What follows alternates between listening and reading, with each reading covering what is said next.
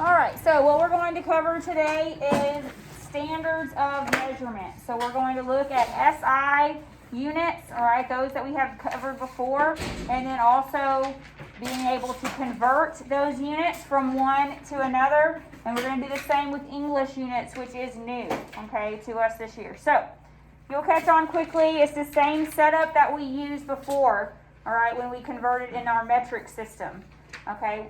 But now we're going to add on other units. So is this all new or is it review stuff? The first is review, then the next part's new. The unit conversion is going to be new. The unit conversions in the English units, yes. Because remember, we did King, Henry died, kilo, hecto. I thought she said that. I'm like, what's Y'all remember that? King, Henry died, kilo, hecto, deca. So this is a review on SI units? Review on SI units, new for English units. So what a standard is an exact quantity that people agree to use for comparison. What this is saying is that a standard would say 1 foot equals 12 inches, right? Everyone knows that, everyone agrees on that. That is a standard measurement, okay? A standard measurement that there's no question about it, okay? We know 12 inches equals 1 foot. We know 2,000 pounds equals 1 ton, okay? These are all standards of measurement that we can base different measurements off of. The purpose of having these standards is so that when I'm talking about so many feet, you understand what that means. And so then you can have a comparison in order to understand that. If I said the distance from here to the door was this many apples, you're like, what? That's not a standard measurement, okay? But if I said the distance from here to the door is 20 feet, oh, that makes sense. I know what a foot is, okay? So that is the purpose of having these standards of measurement. We have English system. Milk, is typically a gallon. So someone says when you go buy a gallon of milk at the store, you know what they're talking about, all right?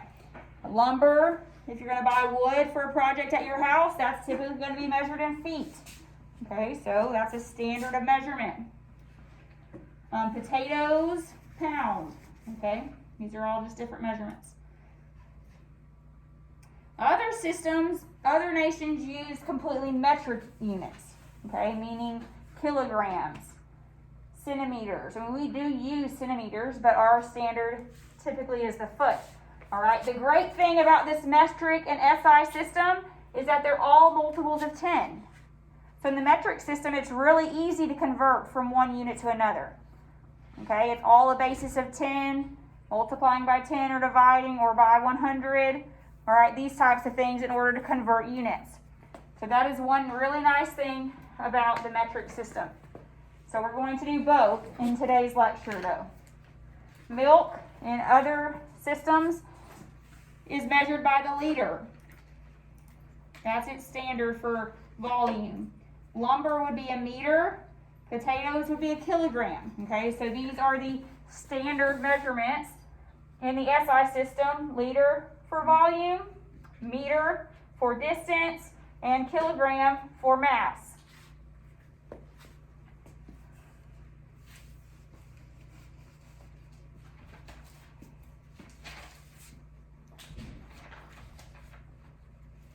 Any questions on understanding the different standards?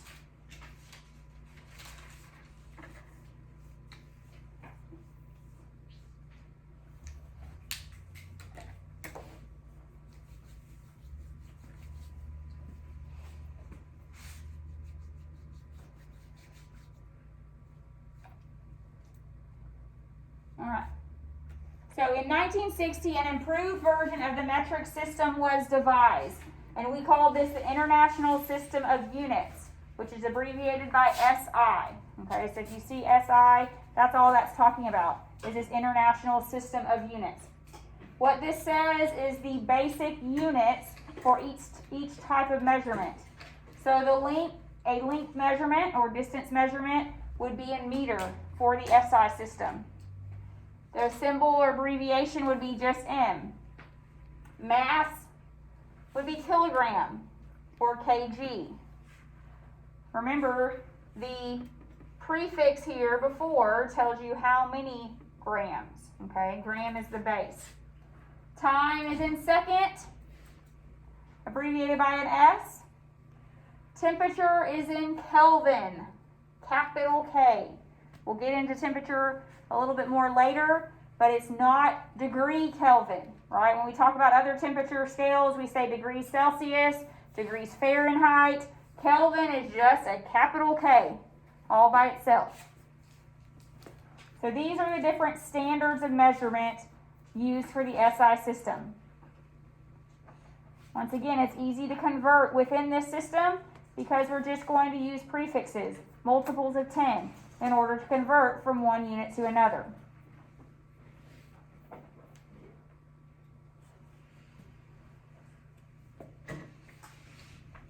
Any questions? Coming back to you a little bit now?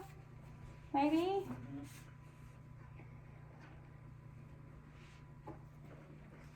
You take chemistry next year, you'll hear it all over again. What all choices are there for next year? And we'll talk about that one. But I'll tell. What in the world? Now I have a bunch of slides on here. Look, there's slides. Lots of slides. Well, you made them, didn't you? Huh? You made them, didn't you? Yeah, but then look, it says end of slideshow. Okay, we're gonna watch it this way. Look at it this way. Alright, so these are just some approximate, nothing you need to write down and memorize, alright? But it's just saying approximately the size of different things, alright? So at the beginning of the year, I had y'all do an assignment. Maybe you remember saying the distance from here to East Chase. Would we measure that in centimeters, meters, or kilometers? Okay, well, kilometers, right? So, you know, just trying to get the idea. We're not going to go into this as much this chapter, but just the idea of the different sizes. All right, so SI prefixes. They're all multiples of 10. Okay, so what I want you to know, these are true. Kilo means 1,000. Deci means 1/10, but I want you to know all of them, from kilo to all the way to centi and milli. So here, let's write it. I'm going to give us some more room over here.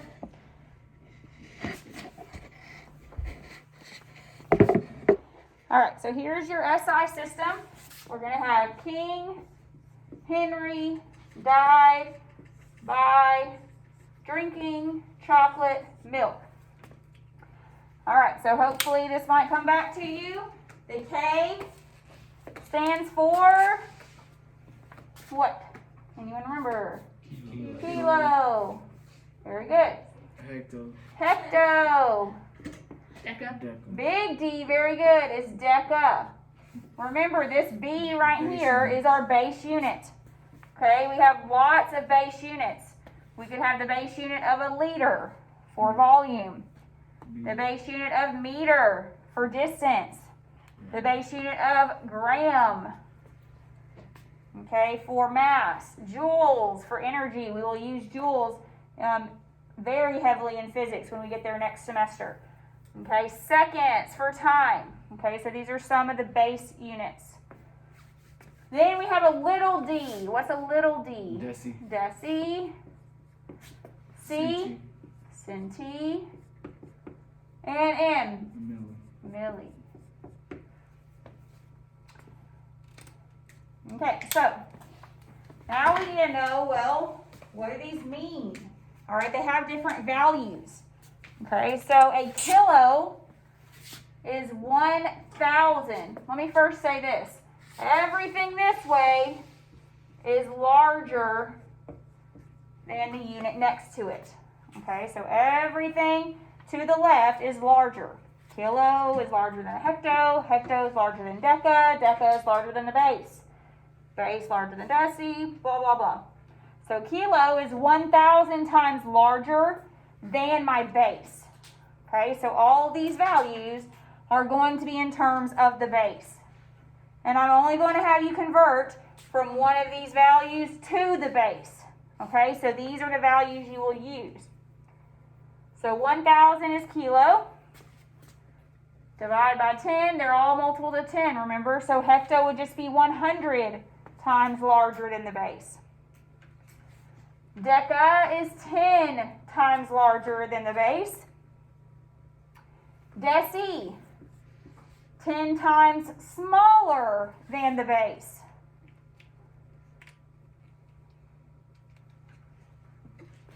Centi, 100 times smaller than the base.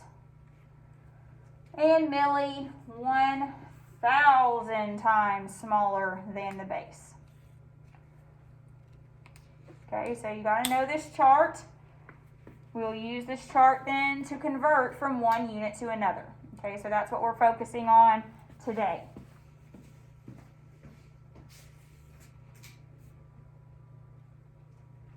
You can write it different ways like this and say a deci is 0.1, centi is 0.01, and milli is 0.001. But if you're going to stick with my method, write down what I have. Okay, that's the way I'm going to outline the steps. That's the way we're going to do the problems.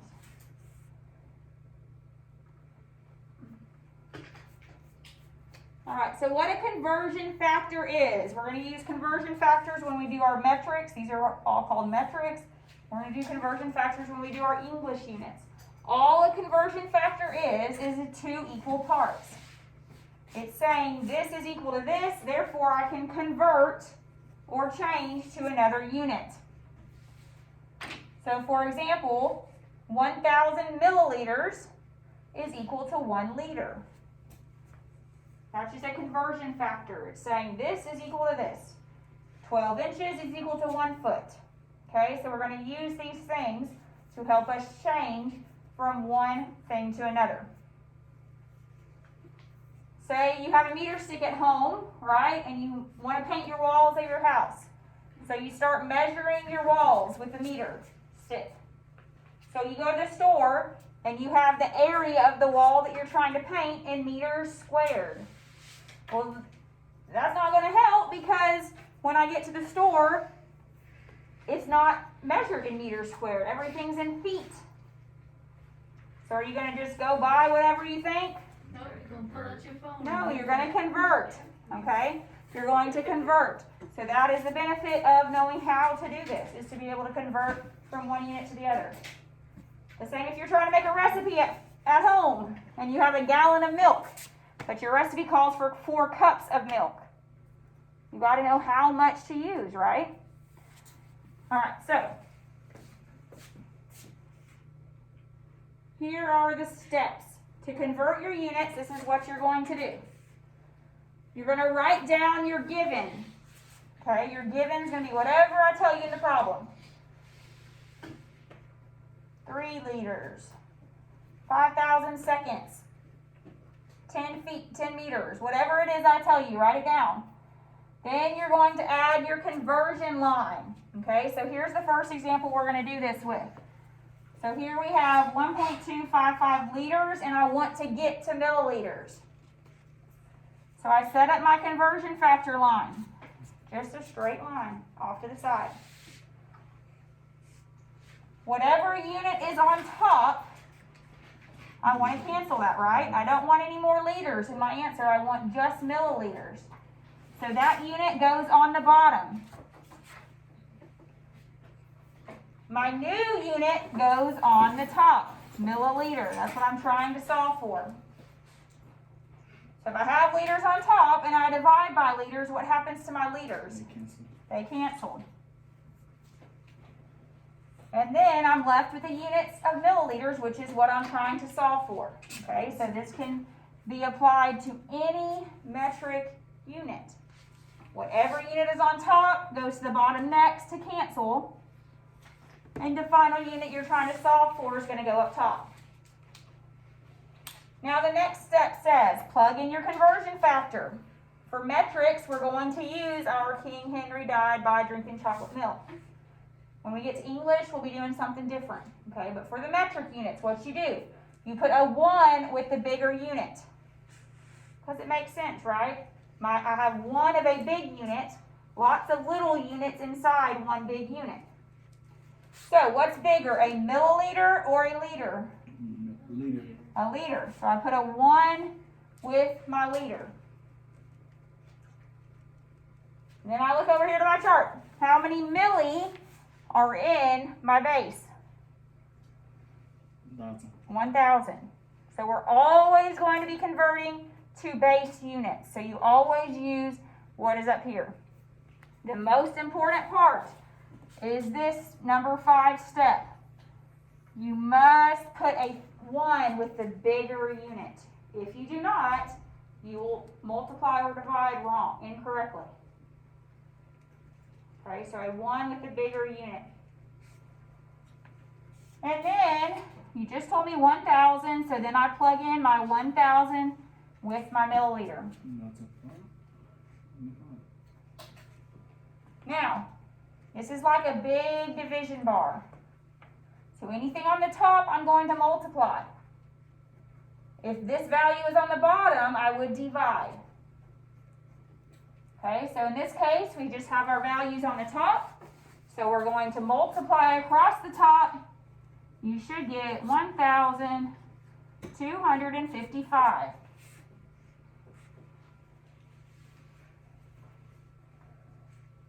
What are my units going to be? Remember, every answer has to have a unit. It would be milliliters. Right? Liters canceled. I'm left with milliliters. That's what I'm trying to solve for.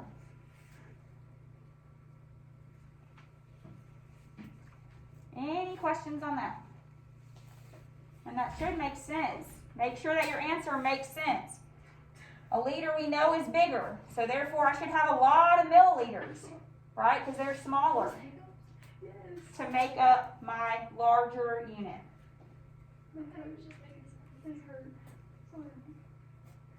Any questions on that? We're going to just practice more together first, and then we're going to do the English units.